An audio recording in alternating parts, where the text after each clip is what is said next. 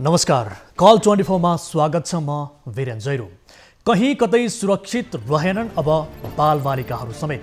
विद्या दिलाउने आदर्श गुरुहरूको त्यो गरिमा पनि कहाँ रह्यो र अब शिक्षा आर्जन गर्ने पवित्र मन्दिरमा पुग्ने बालबालिकाहरू पनि सुरक्षित रहन छाडेपछि हरेक अभिभावकको त्रासको दायरा झनै बढेको छ। कपिलवस्तुमा एक विद्यालयमा घटेको घटनाले सबैको आङ सिरिङ्क पार्न सक्छ। कपिलवस्तुको बुद्धभूमि नगरपालिका वडा नम्बर 10 भगवानपुर स्थित बुद्ध ज्ञान ज्योति बोर्डिङ स्कुलका प्रधानाध्यापकले 11 वर्षीय छात्रालाई आफ्नो कार्यकक्षमा बोलाएर यौन दुर्व्यवहार गर्ने गरेको घटना सतहमा आएपछि अब ज्ञानका केन्द्रहरू समेत बदनाम बन्न थालेका छन्। प्रधानाध्यापक जस्तो गरिमामय पदमा बसेका एउटा गुरुले आफ्नो चेलीमाथि यो हरकत गर्छन् भने नैतिक शिक्षाको ज्ञान कसले दिने? अब एकतिरबाट मात्र नभई 10 तिरबाट सोच्नुपर्ने अवस्था आएको छ। सुन्दा पनि घिन लाग्ने यो अमानवीय र अमर्यादित गतिविधि गर्ने प्रधानाध्यापक पीडित पक्षको उजुरीपछि प्रहरीको खोरमा छन् अहिले। तर प्रहरी खोरमा पुगेपछि रहस्यका अनेकौं चाङहरू थपिए। ती 11 वर्षीय बालिका मात्र नभई अन्य धेरै बालिकाहरू ती गुरु भनाउँदा प्रधानाध्यापकको कोपभाजनको शिकार बनिसकेका रहेछन्। अब भनौँ तथाकथित यस्ता गुरुलाई के गर्नु पर्ला? कानुनको कमजोरीमा टेकेर त सहजै फुत्किन्छन् यस्ता पापीहरू। नैतिकताको मन्दिरमा अनैतिक गतिविधि गर्ने प्रधानाध्यापकको बारेमा तयार पारिएको रिपोर्ट आजको संस्करणमा हामी देखाउनेछौँ। यस्तै बदनामीको वस्त्र ओढिसकेको नेपालका निर्माण व्यवसायीहरूको चाल र ताल हेर्न धेरै दुःख गर्नु पर्दैन। पाइला पाइलामा भइरहेका विकास निर्माणका कामहरू हेर्ने हो भने ठेकेदारको ठगी जहाँ पनि देख्न पाइन्छ। सडकको कुरै छोडौँ, सडकमाथि गरिएको कालोपत्रेको बारेमा त भनिरहनै परेन। अब पुलको कुरा गर्दा पुल मुनिबाट गाडी कुद्न बाध्य भएका वास्तविकता धेरै देखाइसक्यौँ। न कतै समयमा नै निर्माण सम्पन्न भएका छन्, न त कतै निर्माणका लागि सम्झौता भएको वर्षौँसम्म पनि एक पाइला जति पनि काम हुन सकेको छैन। उता खोटाङको हलेसीमा अर्को एउटा उदेक लाग्दो घटना भएको छ। हलेसी तुवाचुङ नगरपालिका 10 अर्खौले बजारमा लाग्ने हटिया अर्थात् हाट बजारका लागि निर्माण गरिएको फलामे ट्रस्ट सहितको पर्खाल प्रयोगमा नआउँदै भत्किएपछि नगरपालिकाको 46,44,686 रुपैयाँ लगानी बालुवामा पानी हाले सरह भएको छ। निर्माण सम्पन्न भएको एक साता नबित्दै भत्किएपछि पर्खाल वारपार कामै नलाग्ने अवस्थामा पुगेको छ। परम्परागत हाट बजारलाई व्यवस्थित गरी कृषि मार्केट सञ्चालन गर्ने उद्देश्यले प्राथमिकताका साथ बजेट समेत विनियोजन गरिएको थियो। नगरपालिकाको प्राथमिकताको रकम हावामा उडेपछि नगरपालिका र निर्माण कम्पनी अनिल मल्टी कम्पनी प्रालीले तैचुप मैचुप भएको अवस्थामा छ। यति बेला आजको संस्करणमा हामीले नेपाली ठेकेदार कम्पनीको निर्माणको नमुना देखाउन खोटाङतिर पनि हाम्रा दर्शकलाई पुर्याउनै पर्ने भएको छ। यस अलावा तपाईँ दर्शकसँग प्रत्यक्ष कुराकानी र यसअघि प्रसारण भएका रिपोर्टहरूको फलोअप र तपाईँसँगको प्रत्यक्ष गुनासोमा पनि हामी जोडिनेछौँ।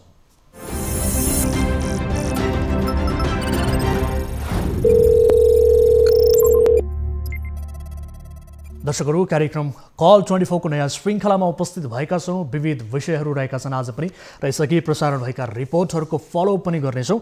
तपाईँ आम दर्शक महानुभावहरूले उठाउनुभएका विषयहरू, जानकारी गराउनुभएका विषयहरूको संवेदनशीलतालाई बुझेर हामी त्यसलाई रिपोर्ट मार्फत प्रस्तुत गर्छौँ र सम्बन्धित निकायलाई घचघच्याउँछौँ, प्रश्न गर्छौँ र त्यसको समाधानका लागि हरसम्भव कोसिस प्रयत्न गर्दै आएका छौँ।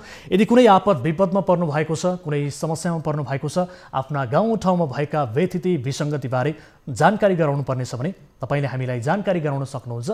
त्यस घटनाको सत्य तथ्य बुझेर, विषयको संवेदनशीलतालाई बुझेर हामी त्यस विषयको उत्खनन गर्ने कोसिस गर्छौँ र तपाईँले हामीलाई सम्पर्क गर्नका लागि हाम्रो हटलाइन यति बेला खुला गरिसकेका छौँ, जसका लागि टोल फ्री नम्बर 1660-11-2424 र यसै गरी एनसेल नम्बर 98-015-7-2424 र भाइबर नम्बर 98-84-011-037 मा तपाईँले सम्पर्क गर्न सक्नुहुन्छ। यदि इन्टरनेटको पहुँचमा हुनुहुन्छ, देश तथा विदेशमा जहाँ जुनसुकै अवस्थामा हुनुहुन्छ भने तपाईँले हामीलाई सम्पर्क गर्न सक्नुहुन्छ। भाइबर मार्फत पनि आफ्नो गुनासोहरू राख्न सक्नुहुन्छ। दर्शक महानुभावहरू, विशेष गरी हिजोको कार्यक्रममा हामीले बलात्कार जस्तो जघन्य अपराधमा संलग्न कानुनी दायरामा आउनुपर्छ भन्ने प्रसङ्गसहित बैतडीको एउटा रिपोर्ट प्रसारण गरेका थियौँ। नेपालको संविधान ऐन कानुनले बलात्कारका दोषीलाई कहीँ कतैबाट उन्मुक्ति दिन नहुने व्यवस्था गरेको छ। भर्खरै सरकारले ल्याएको अध्यादेशले पनि यस्ता घटना मिलाउन खोज्ने जो कोहीलाई समेत कानुनी सजायको व्यवस्था गरेको छ। तर सरकारले राष्ट्रपति समक्ष पठाएको अध्यादेशको केही दिनमा नै बैतडीमा यस्तो एउटा घटना भयो। विशेष गरी हिजोको कार्यक्रममा हामीले बैतडीको सिगास गाउँपालिका वडा नम्बर 3 मा बलात्कारको घटनालाई मिलाइएको प्रसङ्ग सार्वजनिक गरेका थियौँ। हामीले सिगास गाउँपालिकाकी उपाध्यक्ष तथा न्यायिक समितिकी संयोजक द्रौपदी चन्दसँग कुराकानी गरेका थियौँ। घटनालाई गाउँमै गुपचुप पारिएका कारण गाउँपालिकासम्म पनि पुग्न सकेन। हामीले कार्यक्रम कल 24 मार्फत घटना सार्वजनिक गरेर उपाध्यक्ष चन्दसँग प्रश्न गरेपछि मिलाउन खोज्नेहरू प्रहरीको नियन्त्रणमा पुगेका छन् र बलात्कारको आरोप लागेका दीपक सिंह धामीको पनि खोजी यति बेला भइरहेको छ। थप जानकारी लिन्छौँ यसबारे हामी उपाध्यक्ष द्रौपदी चन्दसँग। उहाँसँग हामी यसबारे थप जानकारी लिन्छौँ। यति बेला हामीसँग जोडिनु भएको छ सिगास गाउँपालिकाका उपाध्यक्ष द्रौपदी चन्द प्रत्यक्ष टेलिफोन सम्पर्कमा। उपाध्यक्षज्यू, स्वागत छ यहाँलाई कार्यक्रममा। धन्यवाद। हजुर, सबैभन्दा पहिले त यहाँलाई धेरै धेरै धन्यवाद तपाईँको सक्रियताका लागि। हामीले यस विषयमा यहाँको ध्यान आकर्षण गराउने बित्तिकै र जानकारी गराउने बित्तिकै यहाँले जुन किसिमको सक्रियता देखाउनु भयो यसका लागि धेरै धेरै धन्यवाद। र घटनाको बारेमा बोर्डलाई पनि मेरो तर्फबाट धेरै धेरै धन्यवाद, किनकि म त्यो विषयमा के थिएँ तपाईँले जानकारी गराउनु भयो, त्यसको लागि न्युज 24लाई मेरो तर्फबाट धेरै धेरै धन्यवाद छ। हजुर, अब यो घटनाको बारेमा के बुझ्नुभयो? विशेष गरी केही व्यक्तिहरू प्रहरी नियन्त्रणसम्म पुगेका छन् भन्ने खबर पनि आएको छ। यति बेला हामीले प्रहरीसँग पनि यसबारे जानकारी लियौँ। यसबारे अलिकति बताउनुहोस् न, घटना कस्तो पाउनुभयो, कसरी मिलाउन खोजिएको रहेछ, कसरी गुपचुप पार्न खोजिएको रहेछ, समग्रमा बताउनुहोस् त।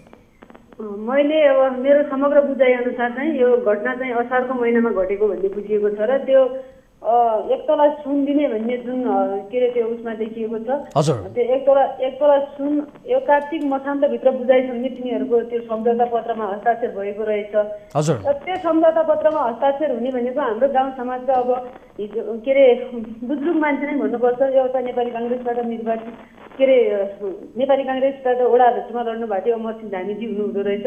अनि त्यसै गरेर हाम्रो एकजना नरेन्द्र सिंह धामी, राजेन्द्र धामी, मनोज धामी र एकजना गोपाल सिंह धामी भन्ने मान्छे त्यसमा के अरे साँची बस्नु भएको रहेछ मैले बुझेको जानकारी अनुसार। र अनि मेरो डिएसपी साहबसित भएको कुरा चाहिँ ती 5जनालाई पुलिसको नियन्त्रणमा लिइसकेको छ र छानबिनको क्रम जारी रहेको छ। र मेरो डिएसपी साहबसँग भएको कुरामा मैले जसरी पनि सिगाट गाउँपालिकामा जसरी हिजोको दिनमा 8 नम्बर वडामा बलात्कारको घटना घटेको थियो र त्यसलाई हामीले पैसाको चल्किल हुनबाट पहिला चाहिँ मलाई मिडियाबाट नै जानकारी आएको थियो, पहिलाले कस्तोले जानकारी गरेको थियो र त्यो जसरी हामीले मिडियामा कुरा पुगिसकेपछि थाहा पायो र त्यसलाई पैसाको चल्किल हुनबाट रोकेर अहिले कानुनको दायरामा ल्याउन हामी पनि सफल भएर हाम्रो जिल्ला प्रशासनदेखि लिएर मिडियाहरू सबै सफल भएको सबैलाई म धन्यवादको पात्रको रूपमा लिन चाहन्छु। र यो अहिलेको जुन केस छ त्यो 1 तोला सुनमा मान्छेको एउटा गरिबको छोरीको इज्जत 1 तोला सुन बराबर भइरहेको छ। त्यसलाई पनि त्यो त्यहाँ छाती बसेका सहित लगाएर त्यो बलात्कार गर्ने मान्छेलाई समेत कारवाही हुनुपर्छ भन्ने मेरो मान्य छ। उपाध्यक्षज्यू, अब जनप्रतिनिधिकै संलग्नतामा विशेष गरी यस किसिमका घटनाहरू ढाकछोप हुने, जसले यसको विरुद्धमा बोल्नुपर्ने हो, पीडितलाई न्याय दिलाउनका लागि आफ्नो भूमिका सशक्त बनाउनु पर्ने हो, तिनै जनप्रतिनिधिबाट यस किसिमका घटना ढाकछोप हुनुको कारण चाहिँ के होला? के पाउनुभयो यहाँले? मलाई लाग्छ हिजोको दिनमा जसरी हाम्रो देश नेपाल जसरी पुरुष प्रधान देश भनेर भनिएको थियो त्यसरी नै पुरानै संस्कारमा पुरानै चलन चल्तीहरूमा एउटा मिलाउने चलन जुन बसेको थियो त्यही मान्छेहरू हिजोका दिनका जुन पञ्चायतकालदेखि नै अहिलेसम्मको लागि आफ्नो गाउँभित्रका के अरे खानापिना मुद्दाहरूदेखि लिएर ठुल्ठुला अपराधहरू गाउँमै पैसा खाएर खसी खाएर मिलाउने जुन पुरानो प्रथा थियो त्यही प्रथा कायम राख्ने भनेको अहिले तिनै मान्छेहरू हुन्। यो नयाँ युवा पिँढीले त्यसमा सक्रियता त्यो मिलाउनेमा युवा पिँढी छैन भन्ने मलाई लाग्छ। म एउटा गाउँपालिकाको उपाध्यक्ष र मेरो गाउँ कार्यपालिकाको कान्छो सदस्यको रूपमा पनि म छु। म युवा भएको नाताले गर्दाखेरि मेरो कार्यपालिकामा त्यस्तो त्यस्तो सदस्यहरू छन्, तिनीहरूसँग मेरो खासै कुरा पनि मिल्दैन किनभने उनीहरू पुरानै पाराले जाने गर्छन्।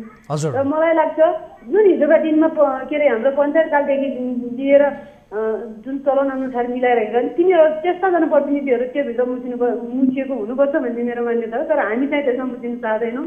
कुनै सुन होइन, कुनै पैसा होइन, मलाई न्याय र अन्याय छुट्याउनुपर्छ र जुन मान्छे दोषी हो त्यसलाई कारवाही जसरी पनि कानुनको दायरामा ल्याउनुपर्छ भन्ने मेरो माग। हजुर, अब यसरी जनप्रतिनिधिको संलग्नता, राजनीतिक आड, त्यहाँ राजनीतिक चलखेल हुने हो भने जो व्यक्तिहरू जो अहिले दोषी हुन्, यस्तो जघन्य अपराध गर्ने, एउटा बलात्कारको घटनालाई, एउटा महिला किशोरीको अस्मितालाई 1 तोला सुनमा साट्न खोज्ने, मिलापत्र गर्न खोज्ने, जाली तमसुक बनाएर यसरी यो अस्मितामाथि खेलवाड गर्ने जो व्यक्तिहरू छन्, दोषीहरू छन्, ती व्यक्तिहरू अहिले प्रहरीको हिरासतमा त छन्, तर ती व्यक्तिहरूलाई यस्तै राजनीतिक चलखेलका कारणले फेरि उन्मुक्ति दिने पो हो कि भन्नेतर्फ पनि यहाँहरू सचेत हुनुहुन्छ? त्यसको लागि मैले हिजो नै डिएसपी साथीसित कुरा गरिसकेको छु। जसरी मेरो शिकायत गाउँपालिका वार्ड नम्बर 8 मा भएको बलात्कारको केसमा जसरी तपाईँले अहिले कारागार चलान गर्नुभयो, त्यसको लागि मैले डिएसपी साहबलाई पनि धन्यवाद दिइसकेको छु। र अझ पनि मेरो गाउँपालिकामा वार्ड नम्बर 3 मा भएको केस छ, त्यसलाई सुन होइन, पैसा होइन, कुनै राजनीतिक दबाब होइन, न्याय र अन्याय छुट्याएर दोषीलाई कारवाही गर्नुपर्छ सर भनेर उहाँसँग मैले कडा साथ प्रस्तुत भएको त्यो एकदमै हुन्छ भन्ने मलाई लागेको छ। यदि कुनै मान्छे त्यसमा संलग्न हुन्छ, त्यस्तो दोषीलाई कुनै राजनीतिक दलले खुसाउनको लागि अथवा त्यसलाई त्यहाँबाट निकाल्नको लागि लाग्छ भने त्यस्ता पार्टीका नेताहरू हुन् अथवा कार्यकर्ताहरू हुन्, तिनीहरूलाई पनि बाँकी राख्नु हुँदैन भन्ने मेरो मान्यता। हजुर, अब जो पीडित व्यक्ति हुन्, जो किशोरी हुन्, ती पीडित किशोरीलाई पनि तपाईँले भेट्नुभयो होला। उहाँहरूको भनाइ के छ? यति बेला न्यायका लागि उहाँहरूले कस्तो किसिमको आवाज उठाइरहनु भएको छ? तपाईँलाई के भन्नुभयो? पीडित परिवारले के बताएको छ?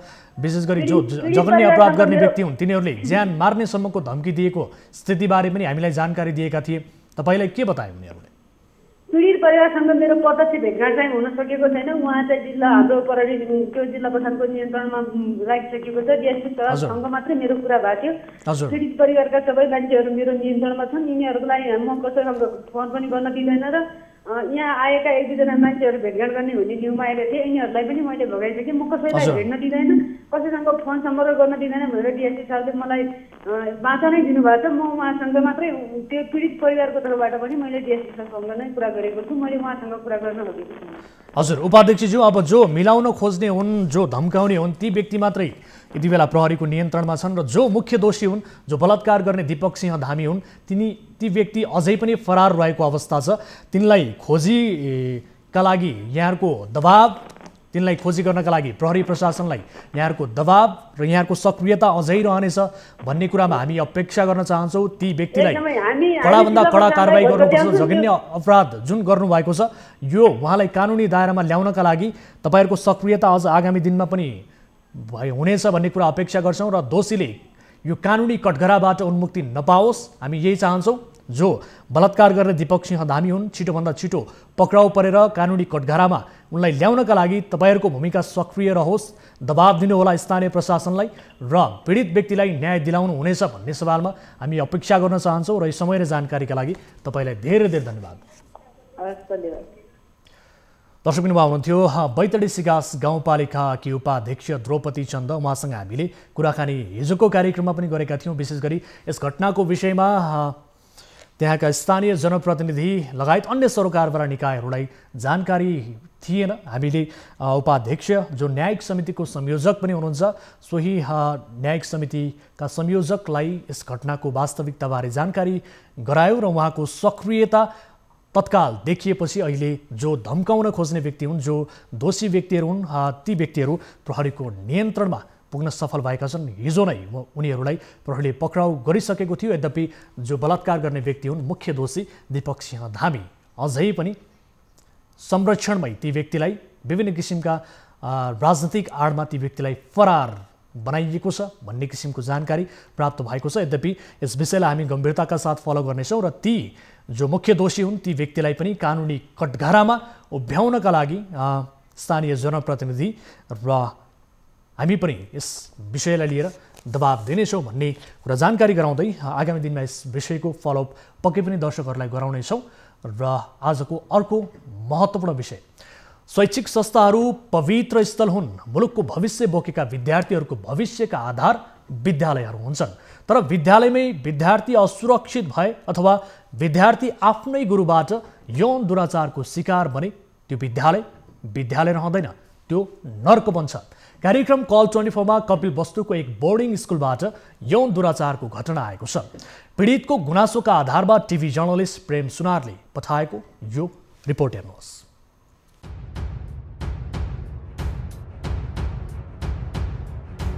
कपिलवस्तुको बुद्धभूमि नगरपालिका वडा नम्बर 10 भगवानपुर स्थित बुद्ध ज्ञान ज्योति बोर्डिङ स्कुलका प्रधानाध्यापकको हरकतले गुरुप्रतिको आस्था घटाएको छ। बुद्ध ज्ञान ज्योति बोर्डिङ स्कुलका प्रधानाध्यापक एम खानले 11 वर्षीय बालिकालाई आफ्नो कार्यकक्षमा बोलाई यौन दुराचार गरेको त्यहाँको प्रहरीले बिहिबार खुलासा गरेको हो। घटनाको बारेमा थाहा पाएपछि बिहिबार प्रहरीले उनलाई पक्राउ गरी अदालतमा बाल यौन दुराचार सम्बन्धी मुद्दा दायर समेत गरिएको छ। प्रहरीका अनुसार प्रिन्सिपलले ती बालिकालाई आफ्नो कार्यकक्षमा लगेर कपडा खोल्न र गोप्य अङ्ग समाउने जस्ता यौन दुराचार गरेका थिए। ती बालिकाको आमाले जाहेरी दिएपछि प्रिन्सिपल खानलाई पक्राउ गरी अदालतमा बाल यौन दुराचार सम्बन्धी मुद्दा दर्ता गरिएको कपिलवस्तुका प्रहरी प्रवक्ता धर्मराज भण्डारीले जानकारी दिएका छन्। घटना कसरी सार्वजनिक भयो? कपिलवस्तु नगरपालिका बस्ने 11 वर्षकी बालिका पढ्नको लागि सोमबार विद्यालयमा पुगेकी थिए। प्रिन्सिपलले यौन दुर्व्यवहार गरेर डराएकी ती बालिकाले शनिबार मात्र आफ्ना आमासँग घटनाको बारेमा बताएकी थिए।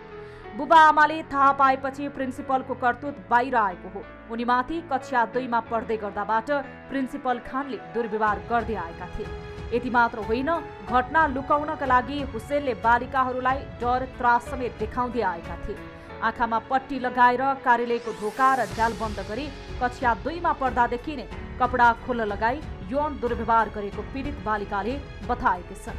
यति मात्र होइन, यो घटना सार्वजनिक भइसकेपछि प्रिन्सिपल एम खानले अन्य विद्यार्थीहरूमाथि पनि यौन दुराचार गरेको खुलेको छ। प्रिन्सिपलबाट हिंसामा पर्ने बालिका 8 देखि 11 वर्षका। मंगलबारको घटना सार्वजनिक भएपछि विद्यालयमा पढ्ने थप 3 बालिकामाथि पटक पटक यौन दुर्व्यवहार भएको रहस्य खुल्न आएको छ। विद्यालयमा पढ्ने युकेजीदेखि कक्षा 3 मा पढ्ने बालिका समेत दुर्व्यवहारमा परेका छन्। उनीहरू 8 देखि 11 वर्ष उमेरका रहेका छन्। घटनामा पीडितहरूका बालिकाका बुवाका अनुसार 3 महिना अगाडि छोरीले आमासँग प्रिन्सिपलको विषयमा घटना सुनाएकी थिइन्। विद्यालयमा गई सोधपुछ गरे तर खानले घटना नभएको बताए। तर यो भनाइप्रति विश्वास गरेका अभिभावकले यो घटना सार्वजनिक भएपछि मात्र प्रिन्सिपलले गरेको करतुत बारे थाहा पाए। स्थानीयका अनुसार प्रिन्सिपलको करतुत थाहा पाएपछि केही बालिकालाई अभिभावकले अर्को विद्यालयमा समेत भर्ना गरेका छन्। प्रिन्सिपलको आफ्नै लगानी रहेको बोर्डिङ स्कुलमा कक्षा 3 सम्म पढाइ हुने गरेको छ। तर बाल दुर्व्यवहार जो कसैबाट जहाँ पनि हुन सक्ने भएकाले यसबारेमा बालबालिकादेखि अभिभावकसम्म सबै सतर्क, सचेत र सजग रहन आवश्यक छ। दर्शकहरू, अत्यन्त यो दुःखलाग्दो रिपोर्ट यहाँहरू समक्ष प्रस्तुत गरेका छौँ। अत्यन्त संवेदनशील विषय।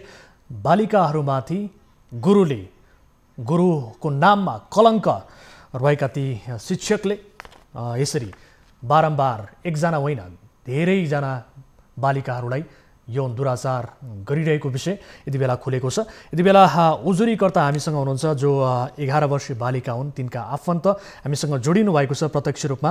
हजुर, स्वागत छ यहाँलाई कार्यक्रममा। हजुर, नमस्कार हजुर। हजुर, अब आफ्नो नाम यहाँले नबताए पनि हुन्छ, सबै कुराहरू नबताउनु होला, तर विशेष गरी आफ्नो नाम नबताए पनि यो घटनाको बारेमा यहाँहरूलाई कसरी जानकारी भयो अलिकति विस्तृतमा बताउनुहोस् न।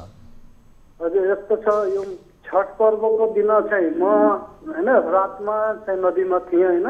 हजुर, त्यो छठ पर्वमा हामी छठ पर्व मनायौँ।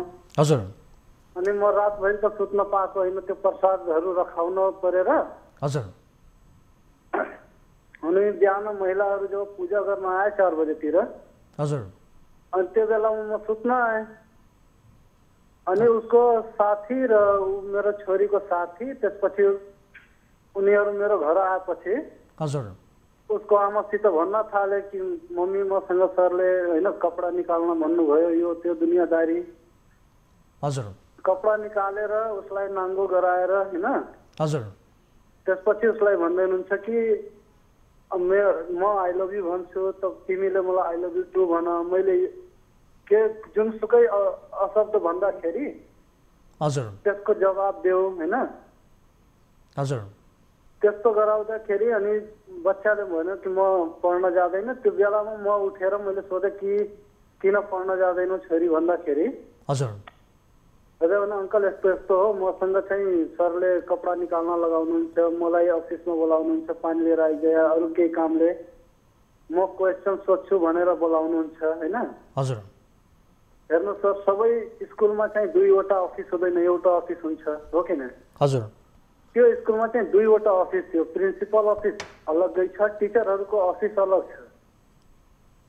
अनि त्यस्तो गर्दाखेरि अब त्यो बच्चालाई कैयौँ पटक त्यस्तो गरेको हुनाले त्यो बच्चाले म स्कुल जाँदैन, मलाई कपडा निकाल्न लगाउनुहुन्छ, मैले कसैलाई भनिदिन्छु भन्दाखेरि म फेल गरिदिन्छु या कुटपिट होइन डर देखाउने र अरू केही त्यस्तो नमान्दाखेरि म मिठाई दिन्छु या पैसा दिन्छु, दुनियाँदारी गरिदिने होइन, 10 रुपियाँ 5 रुपियाँ दिएर पठाइदिने। हजुर मसँग सरले सुरुमा यो भन्नुभयो कि म तिम्रो छोरीलाई बच्चाहरूलाई म आफ्नो बच्चा मानिरहेको छु, म तिमीलाई राम्रोसँग पढाइदिन्छु, तिमी बच्चालाई 10 बजे होइन 8 बजे स्कुलमा ल्याएर छोडिदिने गर। अनि मैले छोडिदिने गरेँ। अब आफ्नो बच्चाको केयर हुन्छ भने कसले छोड्दैन। तर त्यो बच्चाले जब त्यस्तो भन्यो अनि मैले चाहिँ गएर सोद्धाखेरि 2-4 जनासँग सोधेँ होइन, त्यो बच्चासित पनि सोधेँ, अरू पनि बच्चाहरू छन् कि भन्दाखेरि 2 जना बच्चाले स्कुल पनि छोडेका रहेछन्। हजुर त्यो आफ्नो आमाहरूसित तिनीहरूले बताए अनि उसको आमाहरूले आवाज नउठाएर उनीहरूले स्कुल छोडाइदिए होइन। तर मैले सुनेपछि मैले आवाज उठाएँ, समाजको पनि सहारा लिए। हजुर अनि आवाज उठाउँदाखेरि सबै त्यो गरेमै मैले समाजलाई भेला गर्दाखेरि हजुर हाम्रो वडा सदस्यजीले चाहिँ बच्चासित म सोधपुछ गर्छु, बच्चाले के जवाब दिन्छ होइन। हजुर त्यो सन्दर्भमा म कुरा अगाडि बढाउँछु भन्दै हुनुहुन्थ्यो। हजुर तर बच्चाले बोल्नुभन्दा अघि नै त्यो प्रिन्सिपलले उठेर के भन्यो भने म ल अब तपाईँहरूले बच्चाकै कुरो मान्नुहुन्छ भने मैले यो गलत काम गरेँ होइन, अब तपाईँहरूलाई जे गर्न छ त्यो गर्नुहोस्। त्यो भन्दाखेरि अब समाज जुटेकै थियो। समाजमा अब कोही कसैलाई रिस उठ्यो, तिनीहरूले हात उठाए, कुटपिट गरे नि, उसलाई जिल्लामा पठाए। अब यस अघि पनि विशेष गरी अरू बालिकाहरूलाई पनि ती शिक्षकले प्रिन्सिपलले दुराचार गरिरहेको भन्ने किसिमको जानकारी आएको छ। 2 जना बालिकाले विद्यालय नै छोडेको भनेर स्वयं तपाईँले बताउनु भएको छ। यसबारे ती अब हजुरको भनौँ न अब छोरीले का साथीहरूले केही बताएका छन्, अन्य व्यक्तिहरूलाई पनि यसरी, अन्य बालिकाहरूलाई पनि यसरी गरिएको स्थिति थियो दुराचार? जस्तै 3 जना बच्चाहरू चाहिँ कन्फर्म एकदमै 100% चाहिँ कपडा निकालेकै हो भनेर एकदम कन्फर्म छ होइन। हजुर हजुर र एउटा बच्चाको पनि बच्चाले चाहिँ भनिरहेछ कि हो मसँग पनि यस्तो भएछ। हजुर तर उसको गार्जियनले अब खै के कारणले हो होइन, गार्जियन चाहिँ जान मानिरहेको छैन। हजुर तर वास्तविक भने बच्चाले चाहिँ भनेकै हो, त्यो सब समाजमा पनि भन्यो होइन र अहिले पनि त्यो भन्छ। तर मेन कुरा यो छ उसको गार्जियनले मानिरहेको छैन। अब खै कसको दबावले हो कि के कारणले हो। हजुर तर मलाई चाहिँ न्याय मिल्न पर्यो भनेर म अझै पनि त्यस्तै अटल छु र लास्टसम्म रहनेछु सर। मलाई सबभन्दा मेन कुरा त्यस्तो गर्ने मान्छेलाई सजा पाउन पर्यो। हजुर र अब विशेष गरी यो घटनालाई लिएर स्थानीय प्रशासन प्रहरीको सक्रियता कस्तो पाउनु भएको छ? तपाईँ एउटा अभिभावक हुनुहुन्छ, तपाईँहरूले आवाज उठाउनु भयो यसरी, यो आवाज उठाइयो। आवाज उठाएपछि होइन अब त्यहाँ चाहिँ निवेदन दर्ता भयो, दुनियाँदारी गरे होइन। तर अझै 2 दिन बितिसक्यो, अझैसम्म न त मलाई त्यहाँको इलाका प्रहरी कार्यालयबाट हजुर न मलाई फोन आछ हजुर र मलाई केही चिजको त्यसपछिको जानकारी पनि त्यस्तो मलाई अझै केही पाइए छैन। यो केसमा केही कार्यक्रम भइरहेछ कि हजुर? अब हजुरको न्युजले आज सोध्यो, हजुर जानकारी भएको कुरा मलाई यति हो। अब अगाडि चाहिँ त्यो इलाका प्रहरी कार्यालयबाट जिल्लामा पठायो कि पठाएन, यो केस चाहिँ अगाडि बढ्यो कि बढेन? हजुर, तपाईलाई केही पनि जानकारी आएको छैन? मलाई जानकारी आएको छैन सर। ठिक छ, हामी सम्बन्धित प्रहरी प्रशासनसँग पनि यसबारे सोध्नेछौँ। विशेष गरी यस्ता घटनाहरू एउटा सामाजिक प्रतिष्ठा भनेर विभिन्न किसिमका चलखेल गरेर गुपचुप पनि पारिन्छ। यसअघि पनि ती प्रिन्सिपलले बारम्बार बालिकामाथि यौन दुराचार गरिरहेको घटना बल्ल तपाईँहरूले आवाज उठाइसके पछाडि ती पुराना घटनाहरू पनि सार्वजनिक भएका छन् भने त पहिलेका घटनाहरू त गुपचुप पारिएको रहेछ हैन त? हजुर हजुर सर। ठिक छ, हामी सम्बन्धित प्रहरी प्रशासनसँग बुझ्नेछौँ। तपाईँ कस्तो किसिमको सजाय होस् भन्ने चाहनुहुन्छ? के छ यहाँको माग? यस्तो सानो बच्चालाई यस्तो गर्ने, यस्तो अभद्र व्यवहार गर्ने व्यक्तिलाई कतै दोषी उम्किने हुन् कि भन्ने किसिमको शङ्का छ कि छैन तपाईँहरूमा? जस्तै अब सर दोषीले त यताउता दुनियादारी सोर्स पावर दुनियादारी लगाउला नि। हजुर ठिक छ, एकैछिन होल्डमा रहनु होला। तपाईँसँग म कुराकानी गर्छु। यति बेला हामीसँग जोडिनु भएको छ कपिलवस्तुका प्रहरी उपरीक्षक नवराज अधिकारी, प्रत्यक्ष टेलिफोन सम्पर्कमा हुनुहुन्छ। सर स्वागत छ यहाँलाई कार्यक्रममा। धन्यवाद। हजुर, अब विशेष गरी यो यौन दुराचार गर्ने व्यक्ति, यस किसिमको हरकत गर्ने व्यक्ति, यी प्रिन्सिपल पक्राउ परेका छन्। यस घटनाको बारेमा अलिकति विस्तृतमा बताउनुहोस् न सर। यौन दुराचार गरेको बालबालिकालाई यौन दुराचार गरेको आरोपमा हामी यहाँ उजुरी पुगेपछि तत्काल इलाका प्रहरी कार्यालय गोरीसिंहेबाट मैले प्रहरी परिचालन गरेर हजुर के अरे निजलाई नियन्त्रणमा लिई आवश्यक अनुसन्धानका लागि सम्मानित अदालतबाट म्याद 5 दिनको म्याद सब गरी अनुसन्धान प्रक्रिया अगाडि बढाएको छु। यसमा कसैको सोर्स फोर्स कसैको केही भन्ने हुँदैन, कानुन बमोजिम प्रक्रिया अगाडि बढ्छ। हजुर, अब पीडित जसले उजुरी गरेका हुन् ती उजुरीकर्तालाई कुनै किसिमको जानकारी दिइएको छैन, प्रहरी प्रशासनबाट कुनै किसिमको फोन सम्पर्क गरिएको छैन भनेर भन्नुभएको छ। उहाँ यति बेला हाम्रो प्रत्यक्ष टेलिफोन सम्पर्कमै हुनुहुन्छ। उहाँले के बताउन चाहनुहुन्छ सर?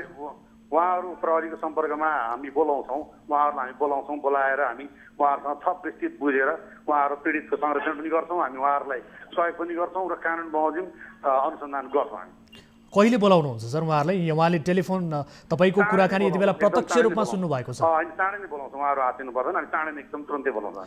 अब यो घटना मात्र होइन, यससँग जोडिएका धेरै घटनाहरूको बारेमा रहस्य खुलेको छ। 2 जना बालिकाहरू त स्कुलै छोड्न बाध्य बनेका छन्। अहिले यो 3 जना बालिकाहरू चाहिँ दुराचार भयो भनेर प्रत्यक्ष रूपमा बताएको स्थिति छ।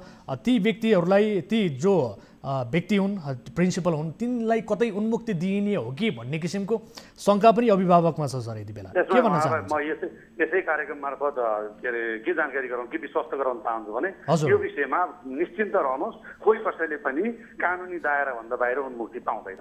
हजुर, अब उन्मुक्ति पाउँदैन, कानुन बमोजिम कडा कारबाही हुन्छ। यो घटना बाहिरिसके पछाडि हजुर, यो घटना बाहिरिसके पछाडि अन्य अभिभावकहरू पनि आउनुभयो, कतिजनाको विषयमा यहाँलाई जानकारी प्राप्त बुझ्दैछौँ, उहाँहरू हामीले सम्पर्कमा ल्याउने कोसिस गर्दैछौँ, बुझ्दैछौँ। हामी यो इलाका प्रहरी कार्यालय गोरुसिंहेमा मार्फत पाए हुनाले म त्यहाँको इन्सपेक्टर साहबलाई क्लियर निर्देशन दिइसकेका छु। अरू अभिभावकहरूले पनि कम्प्लेन गरिरहनु भएको छ यहाँहरूलाई? म बुझ्दैछु यो विषयमा, कतिवटा उजुरी आएको छ म बुझ्दैछु। ठिक छ, यसबारे हामी विस्तृत रूपमा तपाईँसँग टेलिफोन सम्पर्क गरेर बुझ्नेछौँ सर। आगामी कार्यक्रममा अथवा कार्यक्रम अवधि भन्दा बाहिर पनि हामी तपाईँसँग प्रत्यक्ष रूपमा टेलिफोन सम्पर्क गरेर बुझ्नेछौँ। विशेष गरी दोषीले यस किसिमको हरकत गर्ने, यस किसिमको गलत नियत भएका व्यक्तिलाई, प्रिन्सिपललाई, गुरुको नाममा कलङ्क यी व्यक्तिलाई कडाभन्दा कडा कारबाही होस्, उनलाई उन्मुक्ति दिने सवालमा प्रहरी प्रशासन पनि कहीँ कतैबाट प्रभावमा नपरोस्, हामी यही चाहन्छौँ सर। समय र जानकारीका लागि धेरै धेरै धन्यवाद। धन्यवाद। हामी पनि कोही कतैपट्टि प्रभावमा नपरिकन निष्पक्ष रूपमा अनुसन्धान गरी यस्ता के अरे गल्ती गर्नेहरूलाई, यस्ता अपराध गर्नेहरूलाई कहीँ पनि नचुइकन हामी कडा कारबाही गर्छौँ, कानुन बमोजिम। हस्, धेरै धेरै धन्यवाद। सुन्दै हुनुहुन्छ मलाई? हजुर सुनिरहेको छु। हजुर, अब हामीले प्रहरी प्रशासनसँग पनि कुराकानी गऱ्यौँ, विशेष गरी प्रहरी उपरीक्षक नवराज अधिकारी सरसँग कुराकानी गऱ्यौँ र उहाँले बताएअनुसार अब तपाईँलाई छिट्टै थप कुराकानीका लागि, थप अनुसन्धानका लागि तपाईँहरूलाई पनि सम्पर्क गरिनेछ भनेर भन्नुभएको छ। यहाँले सुन्नुभयो नि त? सुन्दैछु। कतिको अपेक्षामा आउनुहुन्छ? विशेष गरी ती दोषीले कडाभन्दा कडा सजाय पाउनेछन् भन्ने सवालमा तपाईँहरू विश्वस्त हुनुहुन्छ? मलाई पनि सर धेरै विश्वास छ, किनभने मेरो समाज जुन छ हैन, हजुर, मेरो समाजले पनि मलाई साथ दिएकै छ। उसले पनि भनेछ जहाँ जे आवश्यकता पर्छ हामी छौँ। हजुर, कसैले कुनै प्रकारको डर दबाउ दुनियादारी देखायो भने तिमी हामीसँग आऊ, हामीले तिम्रो सहायता गर्नेछौँ। हजुर र अहिले हजुरहरूको पनि सहायता पाइरहेको छु, कानुनको सहायता पाएको छु भने म पनि आफूमा म पनि बहुत मजबुत छु भनेर मलाई पनि क्षमता छ सर।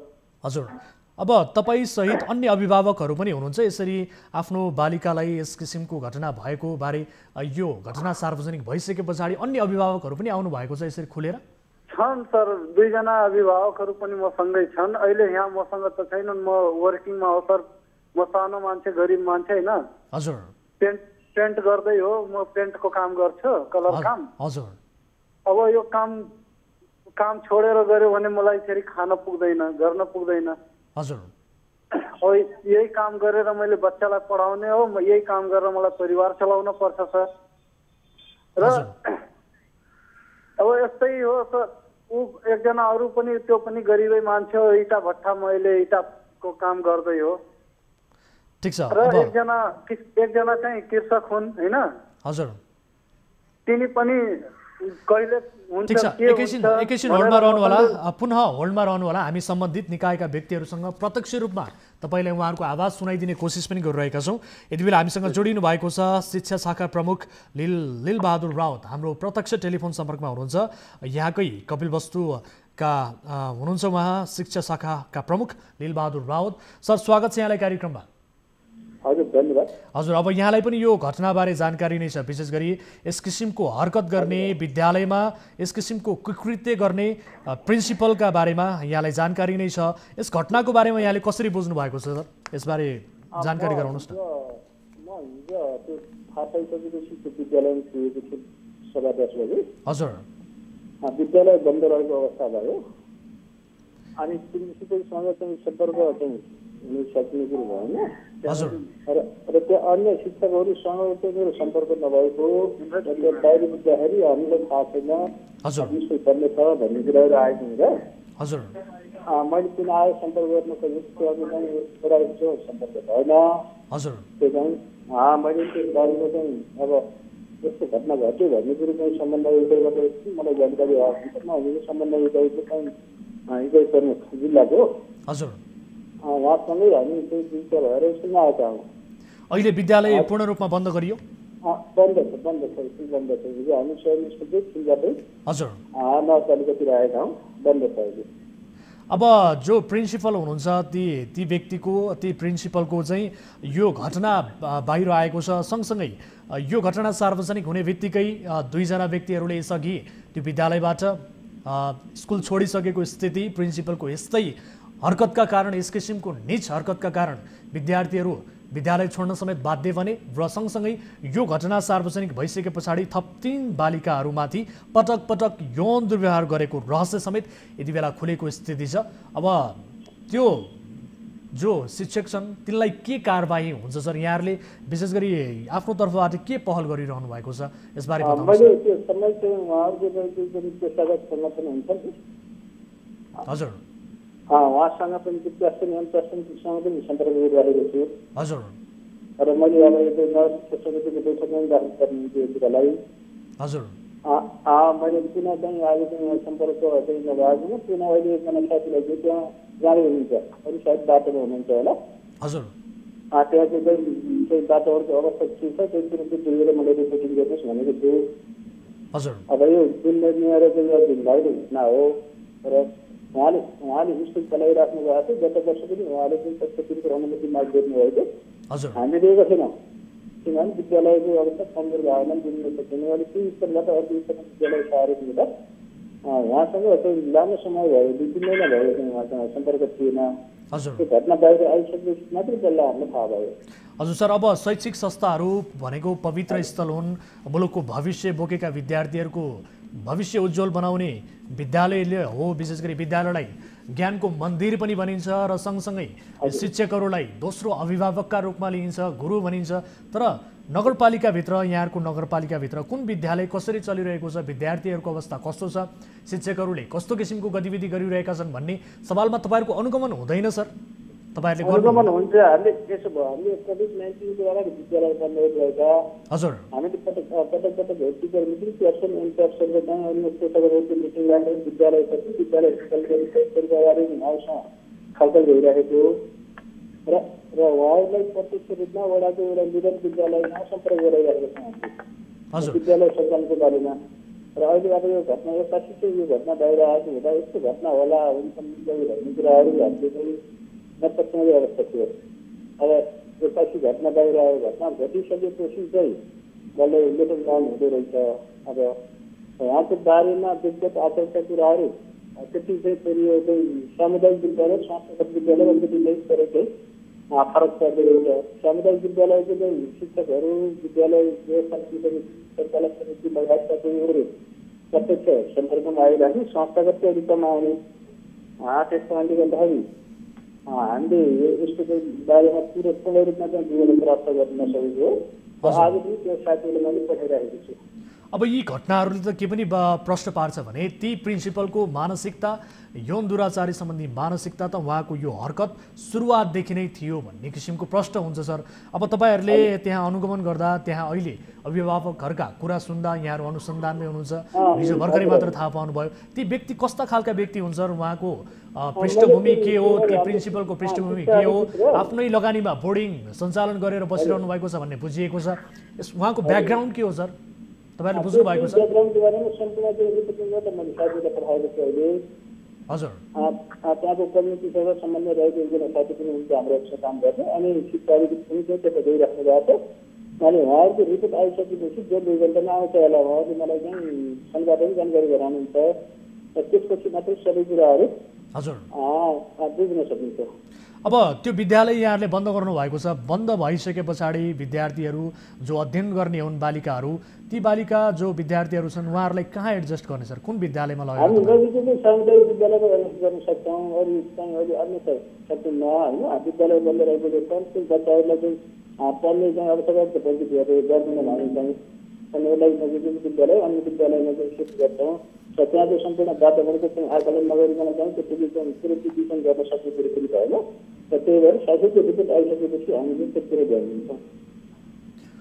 सर अब यसरी शिक्षा क्षेत्रको नै बदनाम गर्ने, शिक्षा क्षेत्रलाई भनौँ न यस हिसाबले मानिसको दृष्टिकोणै परिवर्तन गराइदिनेसम्मको हरकत गर्ने यस्ता कलङ्कित व्यक्तिहरूलाई हदैसम्मको कारबाही होस् भन्नका लागि यहाँहरूले सक्रियताका साथ आफ्नो तर्फबाट भूमिका निर्वाह गर्नुहुनेछ भन्ने सवालमा हामी विश्वस्त हुन चाहन्छौँ सर। यहाँहरूको भूमिका अत्यन्त महत्त्वपूर्ण रहेको छ, विशेष गरी ती दोषीलाई, ती यस किसिमको नीच हरकत गर्ने, कुकृत्य गर्ने प्रिन्सिपललाई र शिक्षा क्षेत्रको बदनाम गर्ने यस्ता किसिमका व्यक्तिहरूलाई कडाभन्दा कडा कारबाही गर्नका लागि तपाईँको भूमिका अत्यन्त महत्त्वपूर्ण हुनेछ भन्ने सवालमा हामी विश्वस्त छौँ। समय र जानकारीका लागि धेरै धेरै धन्यवाद।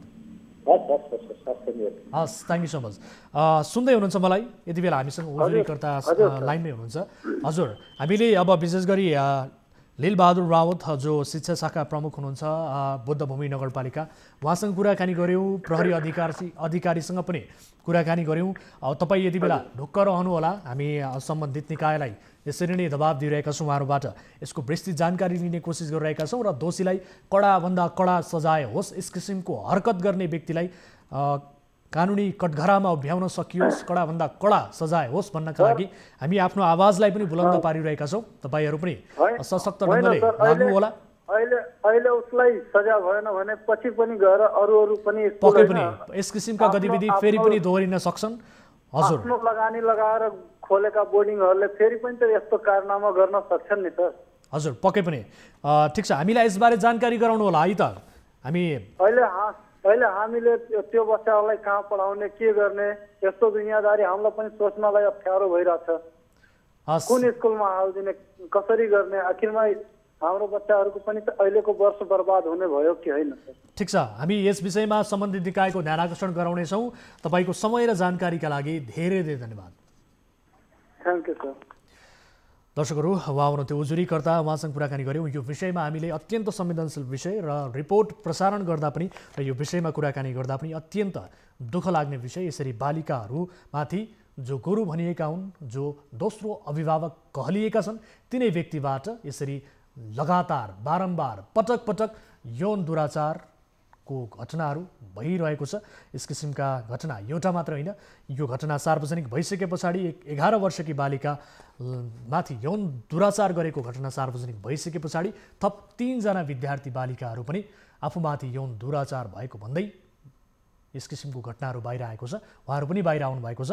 अभिभावकहरूले ती व्यक्तिलाई कडाभन्दा कडा, ती नरपिचासलाई कडाभन्दा कडा कारबाही हुनुपर्छ भन्ने किसिमको आवाज यति बेला उठाइरहेका छन् र प्रहरीले पनि नियन्त्रणमा लिएको छ र यसबारे थप अनुसन्धान भइरहेको भनेर बताएको छ। यद्यपि उजुरीकर्ताहरूसँग थप अनुसन्धानका लागि उहाँहरूलाई चाँडोभन्दा चाँडो बोलाउने र अन्य अभिभावकहरूबाट पनि यस किसिमका कम्प्लेनहरू आइरहेको भनेर जानकारी प्राप्त भएको छ। र यो शिक्षा क्षेत्रको नाममा शिक्षाको बदनामी गर्ने यस किसिमका हरकत स्वयं प्रिन्सिपलबाट भएको छ, जो प्रधानाध्यापक छन् बोर्डिङ स्कुलका। ती व्यक्तिबाट यस किसिमको हरकत यति बेला भएको छ। ती व्यक्तिलाई कडाभन्दा कडा कारबाही हुनुपर्छ भन्ने सवालमा हामी आफ्नो आवाजलाई बुलन्द पार्छौँ र यस घटनालाई हामी आगामी कार्यक्रममा पुनः फलो गर्नेछौँ। निरन्तर रूपमा यहाँहरूलाई घटनाको विस्तृत जानकारी गराउनेछौँ। यस घटनाको फलोअप हामी गर्नेछौँ दर्शकहरू भन्दै आजको अर्को विषयतर्फ यहाँहरूको ध्यानाकर्षण गराउन चाहन्छौँ। खोटाङको हलेसी तुवाचुङ नगरपालिका 10 अर्खौले बजारमा लाग्ने सोमबार हटियाका लागि निर्माण गरिएको फलामे ट्रस्ट सहितको पर्खाल प्रयोगमा नआउँदै भत्किएको छ।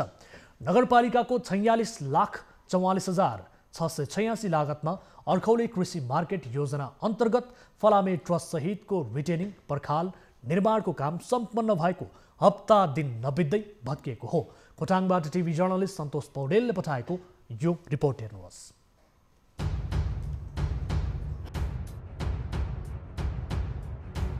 प्रत्येक हप्ताको एक दिन सोमबार हटिया लाग्ने अखौलेमा बनाइएका 18वटा ट्रस्ट मध्ये गत असार 2 गते परेको वर्षाका कारण पुछार गाह्रोमा बनाइएको ट्रस्टको रिटेनिङ पर्खाल पूर्ण रूपमा भत्किएको छ।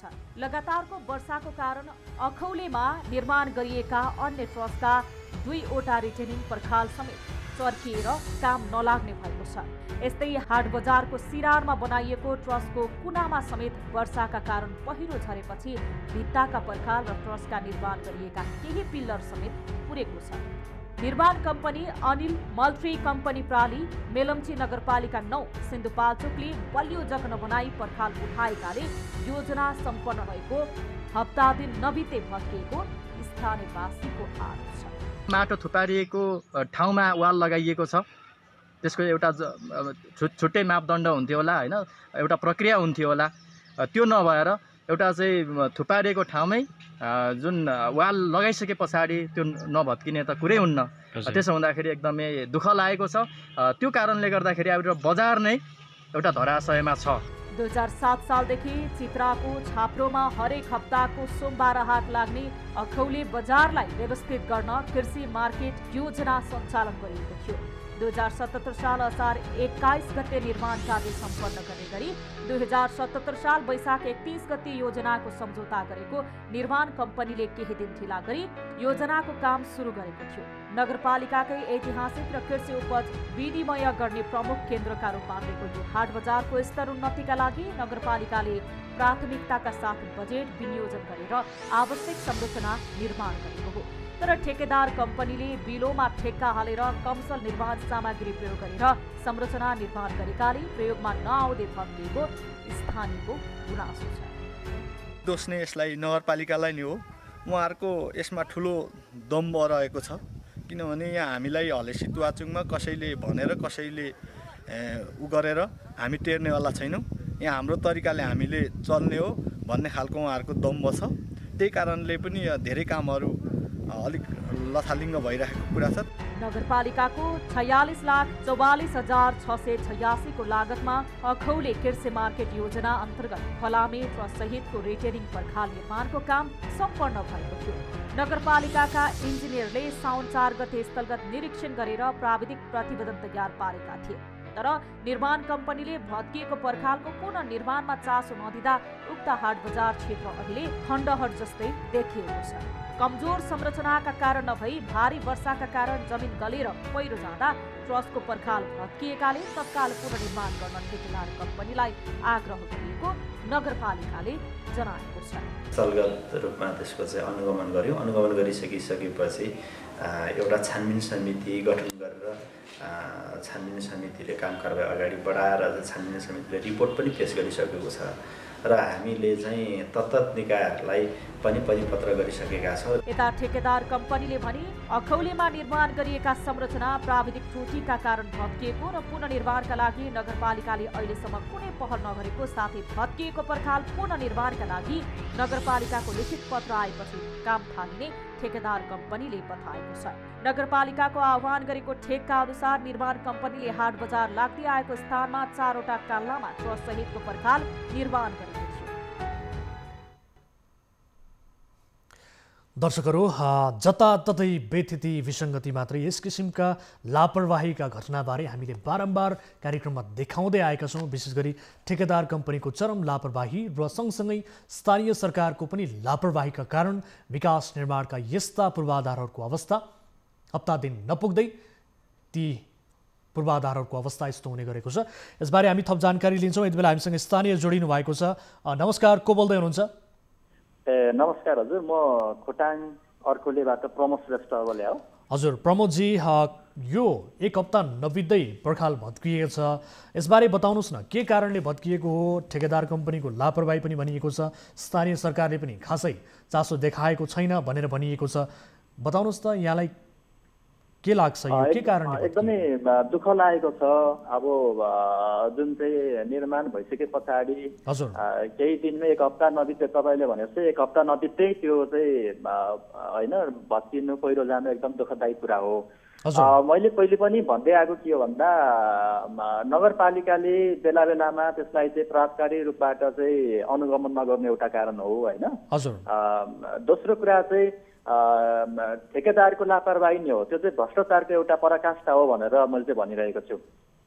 भनेपछि यसमा केही अनियमितता भएको छ भन्ने किसिमको आशंका स्थानीयको छ यति बेला? एकदम हाम्रो चाहिँ त्यो एकदमै हाम्रो चाहिँ अनुमान रहेको छ। अनुमान मात्रै होइन, त्यो यथार्थ पनि हो। किनभने नभएदेखि त नगरपालिकाले पटक पटक अनुगमन गर्नु पर्थ्यो, ठेकेदारलाई चाहिँ त्यही किसिमले राम्रो बनाउनको निम्ति दबाब दिनु पर्थ्यो होइन। त्यो हुन सकेन। पछि हामीले केही समय पछाडि स्थानीयको दबावमा चाहिँ नगरपालिकाले एउटा भेला राख्यो। भेला राखिसके पछाडि त्यही बजेटमा केही समय पछाडि चाहिँ निर्माण हुन्छ भनेर मेयर साहबले भन्नुभएको थियो, तर मेयर साहबले भन्नु मात्रै भयो, तर त्यो गर्नु भएन। एकदमै हामी यो कुरामा चाहिँ बहुत दुःख लागेको छ। भनेपछि यो निर्माण गर्ने क्रममा चाहिँ नगरपालिकाको तर्फबाट एकपटक पनि अनुगमन भएन हैन त? अनुगमन भयो, तर कुन तरिकाले उहाँले अनुगमन गर्नुभयो? अनुगमन भइसके पछाडि त्यसको रिजल्ट त राम्रो देखिनु पर्थ्यो नि त। अनुगमन नै भएन भन्न त सकिएन। अनुगमन भयो, उहाँले गर्नुभएको हो, तर अनुगमन चाहिँ त्यसको रिजल्ट चाहिँ राम्रो देखिएन। ठिक छ, एकैछिन होल्डमा रहनु होला हामीसँग। हजुर ठिक छ, होल्डमा रहनु होला। यति बेला हामीसँग जोडिनु भएको छ अनिल मल्टी कम्पनी प्रालिका मेलम्ची नगरपालिका 9 सिन्धुपाल्चोकका निर्माण व्यवसायी हुनुहुन्छ अनिल कुमार तामाङ हाम्रो प्रत्यक्ष सम्पर्कमा हुनुहुन्छ। तामाङ सर, स्वागत छ यहाँलाई कार्यक्रममा। हजुर धन्यवाद तपाईलाई पनि मेरो तर्फबाट मलाई यो कार्यक्रममा बोल्ने मौका दिनुभएकोमा हजुर तपाईलाई पनि धेरै धेरै धन्यवाद छ। एक हप्ता नबित्दै भत्किने तपाईले पर्खाल बनाउनु भएछ सर, कस्तो काम गर्नु भएको? यो तपाईलाई भन्नै पर्दाखेरि हजुर तपाईको कम्पनीले यो कस्तो काम गरेको सर? कमजोर भएर भत्केको होइन। हजुर नेपालको भौगोलिक अवस्था तपाईले थाहा छँदैछ, डाँडा काँडा पहाड। हजुर त्यो पहाडमा तपाईको पर्खाल जति गहिराईमा जग जानु पर्ने थियो त्यो जगको चाहिँ क्वान्टिटी परिमाण नपुगेर त्यो गहिराईमा जान सकेन। हजुर र तपाईको त्यसको कमजोर भने चाहिँ इस्टिमेट बजेट कम भनौँ न, तपाईको बजेट पुगेन। हजुर नपुगेपछि 46 सर निर्देशन अनुसार हामीले त काम गर्ने हो सर। 46 यहाँ सुन्नु होला सर, अनिल सर एकैपटक मेरो कुरा सुन्नुहोस्। 46,44,686 को लागतमा यो निर्माण भएको छ। यो चान्चुने रकम त होइन नि। यति रकम हुँदै पनि तपाईलाई अझै बजेट पुगेन। काम त एकदम गुणस्तरहीन गर्नुभयो। एक हप्ता नपुग्दै भत्किने ट्रस्ट निर्माण गर्नुभयो, पर्खाल निर्माण गर्नुभयो। अझ कति बजेट चाहिएको सर तपाईलाई? अब यस्तो सुन्नु न, निर्माण अनुसार त्यो विकास निर्माणमा 44 लाख त केही पनि होइन तपाईँको। 44 करोडले नपुग्ने ठाउँ हुन्छ। हजुर, 44 लाख त के हो र तपाईँको, होइन? तर तपाईँले बिलोमा ठेक्का लिनुभएछ, किन लिनुभएको त? यदि त्यसो हो भने त तपाईँले आफूलाई घाटा हुन्छ अथवा यसलाई निर्माण सही तरिकाले गुणस्तरीय रूपमा गर्न सकिँदैन भन्ने किसिमको तपाईँले सोच्नु भएको थियो भने किन चाहिँ ठेक्का लिनुभयो त?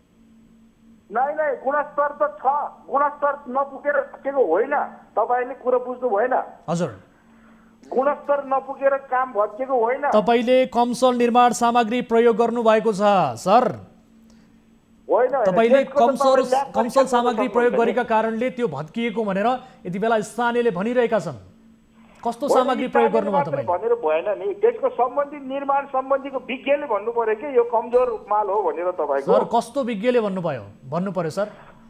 भन्नु पर्यो कस्तो सर? एक हप्तामै नटिक्ने यस्तो कसरी निर्माण गर्नुभयो सर? एक हप्ता पनि नटिक्ने, एक हप्तामा पनि तपाईँ यो एक हप्ताभन्दा बढी जाँदै नजाने। तपाईँहरू जहिले पनि यो प्राविधिक कुराको देखाएर चाहिँ तपाईँहरू पन्सिन खोज्नुहुन्छ सर। प्राविधिक कुराको दोष देखाएर पन्सिन खोज्नुहुन्छ सर।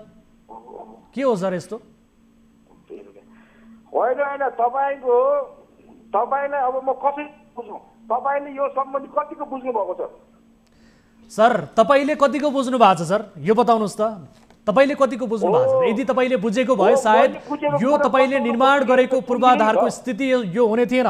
तपाईँले एक हप्ताभित्रै यसरी भत्किने चाहिँ बनाउनु हुँदैन थियो सर। यदि तपाईँलाई चाहिँ यो क्षेत्रको बारेमा तपाईँले यसबारे बुझेको भए तपाईँले चाहिँ एक हप्ताभित्रै भत्किने चाहिँ यसरी पर्खाल निर्माण गर्नु हुँदैन थियो सर। प्रयोगमा आएकै छैन, कसैले प्रयोग गरेकै छैन, नगरपालिकालाई तपाईँले जिम्मा लगाउनु भएको नै छैन, त्यतिकै भत्कियो सर। तपाईँले के बुझ्नु भएको छ सर? फाइनल बिलै लिइसकेको त, जिम्मा लाएर फाइनल बिलै लिइसकेको त। एकैछिन होल्डमा रहनु होला। एकैछिन तपाईँले बिल त बुझाउनु भयो, सबै कुरा बुझाउनु भयो, कागजमा त तपाईँले आहा गजबको काम गर्नु भएको छ सर। तर प्रयोगमा नआउँदै एक हप्ताभित्रै भत्किएको छ स्थिति देख्नु भएको छ तपाईँले। अरे तपाईँले अब तपाईँ के तपाईँ सुन्नुहोस्, पहिला तपाईँ कारण त बुझ्नुहोस्। कारण बताउनुहोस् न, के कारणले भत्कियो होला? कारण बताउनुहोस् न सर। तपाईँलाई त्यही सोधिरहेका छौँ। स्थानीयले भनिरहेका छन् कमसल सामग्री प्रयोग गर्नुभयो। स्थानीयले त यो बजेटमा 46,44,686 को जुन लागतमा निर्माण भएको छ यसमा तपाईँहरूले अनियमितता पनि गर्नुभएको छ भन्ने आशंका छ। काम पनि छिट्टो नै सक्नु भएको छ सर। 21 गते तपाईँहरूले निर्माण कार्य सम्पन्न गर्ने गरी 2077 साल वैशाख 31 गते योजना सम्झौता गर्नुभएको रहेछ। फेरि तपाईँहरूले के कारणले भत्कियो सर? बताउनुहोस् त ल, कारण बताउनुहोस् सर। कारण बताउनुहोस्, के कारणले भत्कियो? यो एक हप्ताभित्रै तपाईँले बनाएको यो पर्खाल ट्रस्ट सहितको पर्खाल, यो फलामे ट्रस्ट सहितको पर्खाल के कारणले भत्कियो सर? ल बताउनुहोस् त। यदि धेरै दर्शकले हेरिरहनु भएको छ तपाईँलाई। जमिनै भाँसेर गयो त मेरो के लाग्छ तपाईँ भन्नुहोस् त पहिलो कुरा के? अब तपाईँले कुनै ठाउँमा घर बनाउँछ, त्यो घर पहिरोले लान्छ त तपाईँको त्यो के पहिरोसँग हामीले चिन्न सक्छ सर? तपाईँले हेर्नु पर्दैन, तपाईँले इन्जिनियरहरू छैनन् त्यहाँ, मापदण्ड कसरी बनाउने भन्ने तपाईँले सम्झौता गर्नु अगाडि नै त्यहाँ त्यो ठाउँ कस्तो हो के हो भनेर बुझ्नु पर्दैन सर? प्राविधिकहरू थिएनन्? प्राविधिक थियो, हामीलाई त नगर्ने बनाउने निर्देशन दियो, ती बनाइदिनु हाम्रो काम।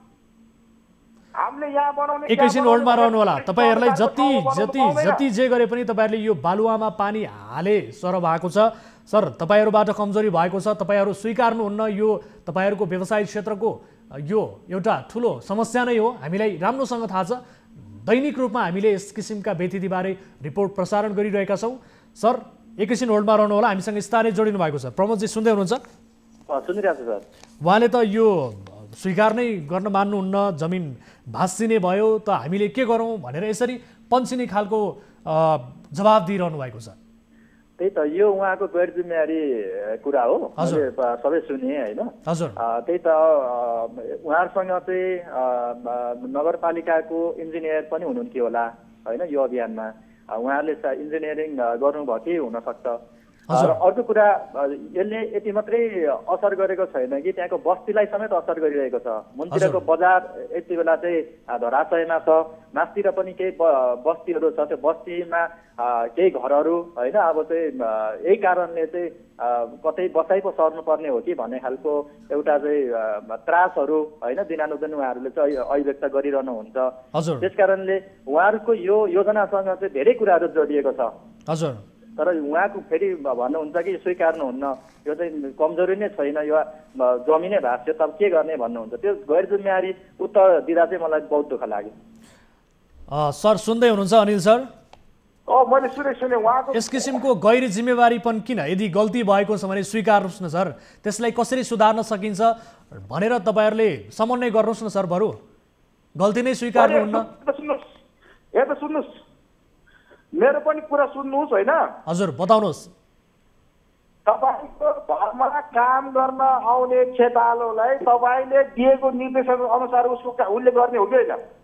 हजुर सर, ठेकेदार तपाईँहरूको यो कम्पनी सर यो कसैको घरको काम होइन सर। अनिल सर यो सुन्नु होला, यो कसैको घरको व्यक्तिगत काम होइन, यो स्थानीय सरकारको काम हो, राज्यको काम हो।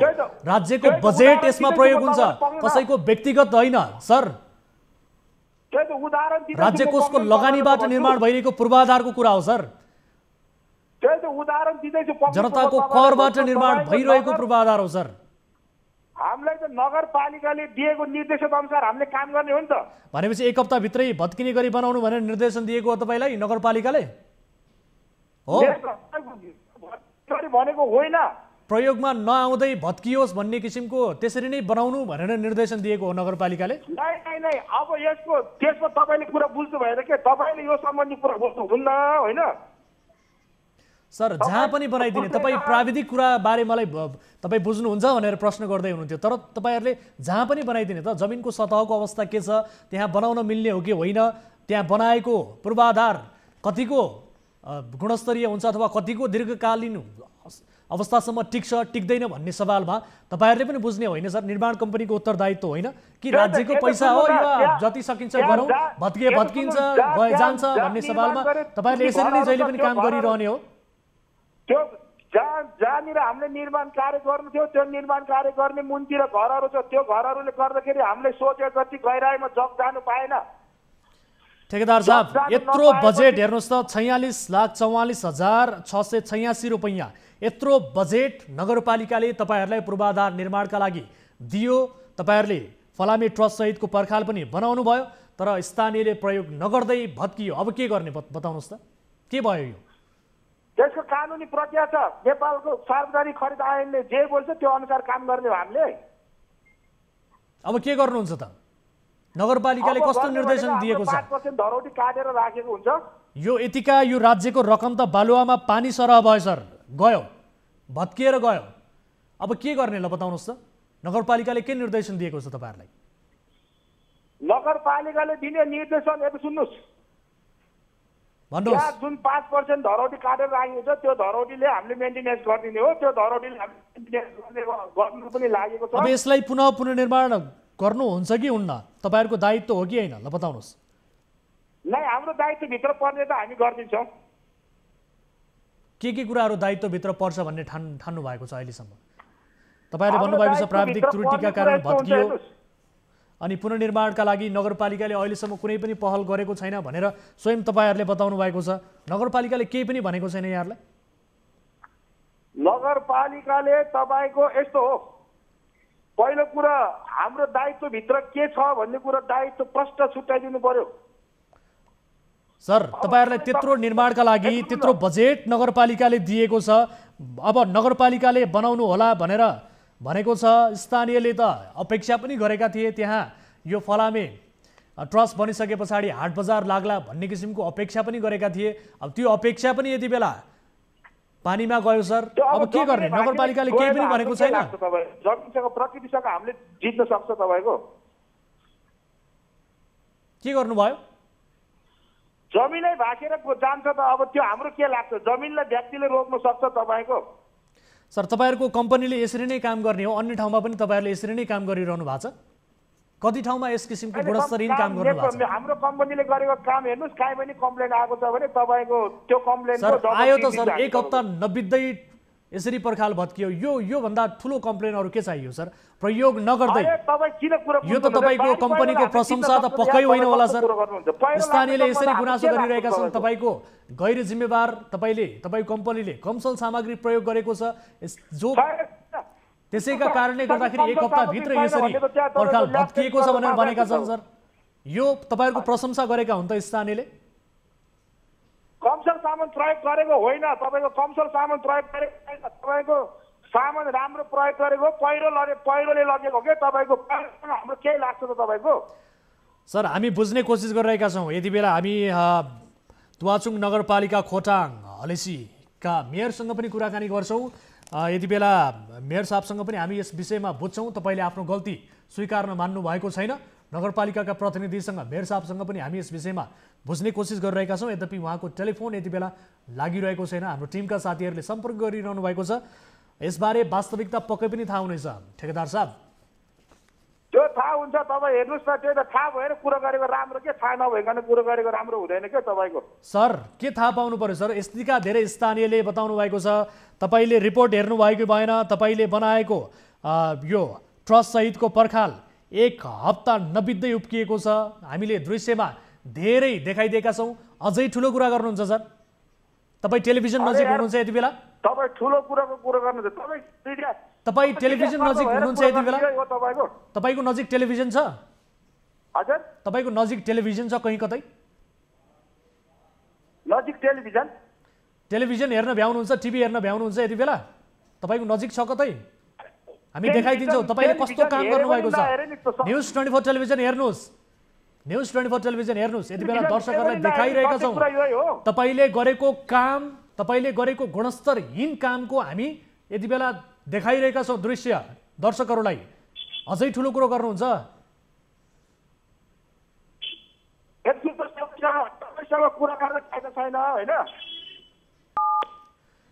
यो पुनर्निर्माण गर्नुहुन्छ कि हुन्न? अब तपाईँको कम्पनीको दायित्व के हुन्छ यसबारे बताउनुहोस् त।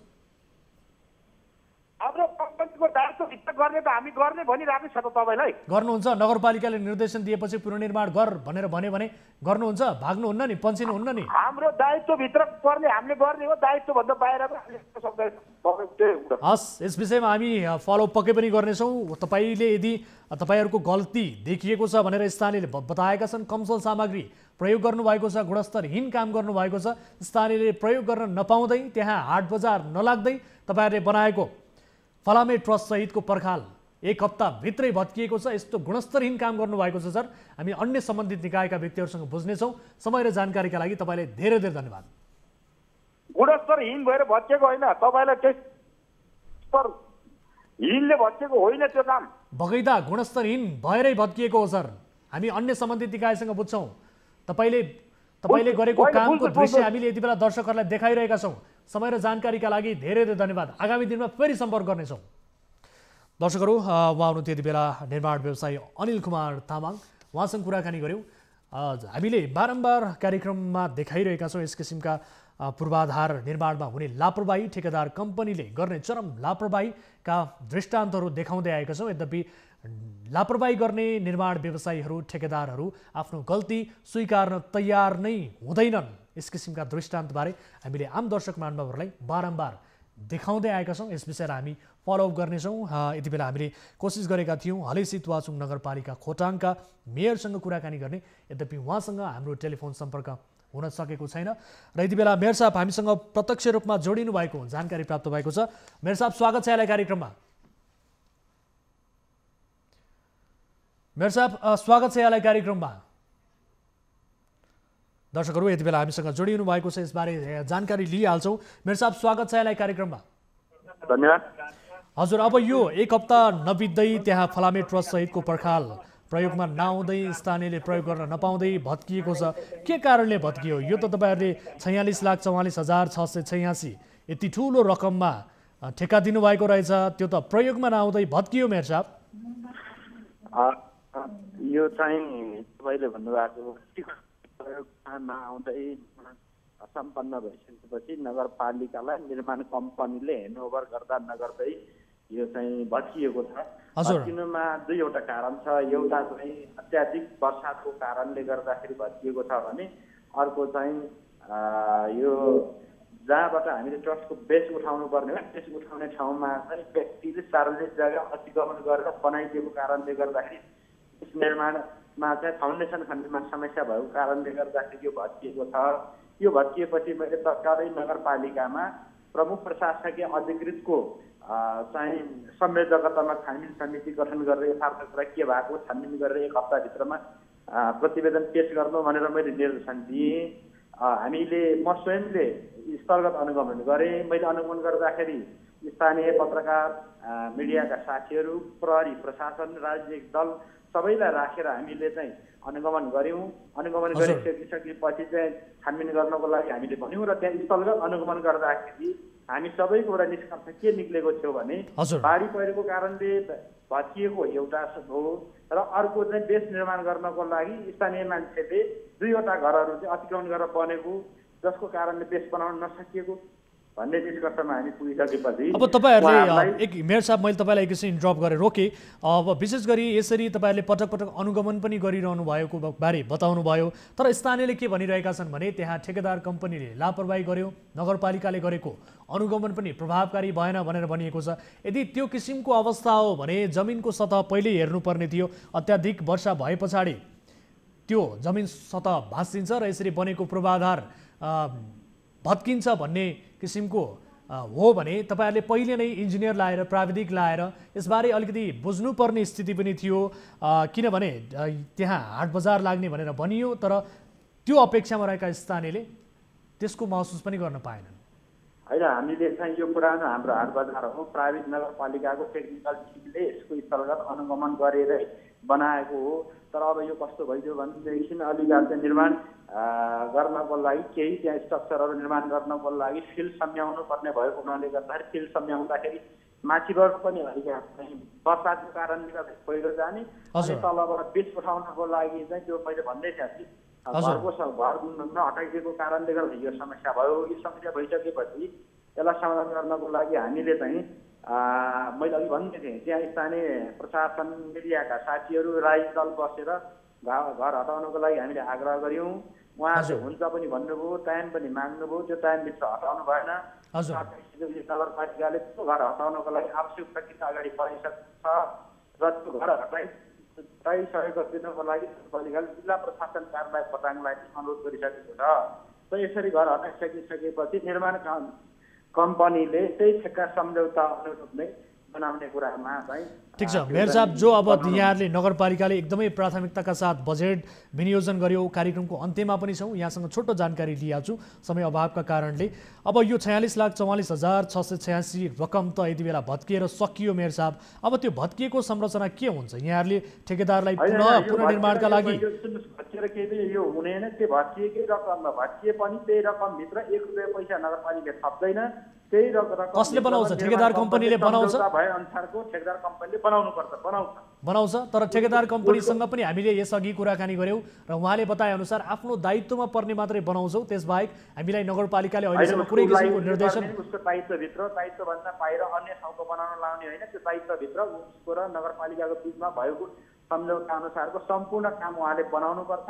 बनाउनको लागि हामीले उहाँको ब्याङ्क ग्यारेन्टी समेत नगरपालिकामा छ नि, त्यस कारणले ब्याङ्क ग्यारेन्टी राखेको नि। यदि उहाँले बनाउनु भयो भने हजुर। तर नगरपालिकालाई तपाईँहरूले पुनर्निर्माणका लागि अहिलेसम्म लिखित पत्र पनि पठाउनु भएको छैन भन्ने किसिमको ठेकेदार कम्पनीले बताएको छ। केही पत्र मार्फत निर्देशन दिने हो कि यहाँले गर्नु भएको छैन? अब यो तपाईँहरूले चाहिँ नगरपालिकामा आएर यसको रिपोर्ट हेरेर नम्बर गएको छ भने हेरेर न्युज बनाउनु भए राम्रो हुन्छ। उहाँकै भनाइलाई आधार मान्ने हो भने यो कुरालाई म असहमत छु। तपाईँले निर्देशन दिनुभएको छ, तागेता गरिसकेको छ। मेयर साहब निर्देशन दिनुभएको छ ठेकेदार कम्पनीले बनाउँछ हैन त, यो पुनर्निर्माण गर्छ हैन त? लिखित चिठी गएको छ, यो निर्माण कम्पनीले बनाउनु पर्छ। बनाएन भने निर्माण कम्पनीको ब्याङ्क धरौटी तानेर ब्ल्याक लिस्टमा राखिन्छ। हस्, यो प्रतिबद्धताका लागि धन्यवाद। हजुर, ठीक छ, छुट छैन, कसैलाई छुट छैन। ठिक छ, यो प्रतिबद्धताका लागि धन्यवाद। हामीले पनि विशेष गरी यसको पुनर्निर्माण हुनुपर्छ। यसरी एक हप्ताभित्रै भत्किने संरचना निर्माण गरेर राज्य कोषको दोहन गर्न पाइँदैन भन्ने सवालमा हामी आफ्नो आवाजलाई बुलन्द पारिरहेका छौँ। हाम्रो कन्सर्न पनि यति नै हो र यो विषयलाई आगामी दिनमा फलोअप गर्नेछौँ। समय र जानकारीका लागि धेरै धेरै धन्यवाद।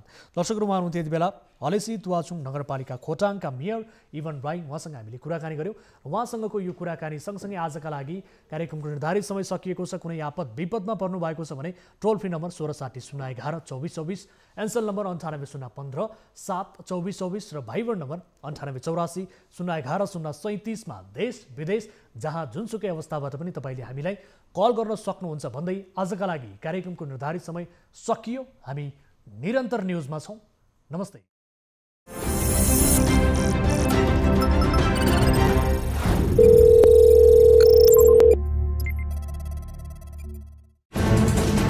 कोरोनाले सृजना गरेको सङ्कटमा पल पलका न्युज अपडेट र हर क्षेत्रको कभरेजका लागि न्युज 24 नेपाल युट्युब च्यानललाई सब्स्क्राइब गर्नुहोला।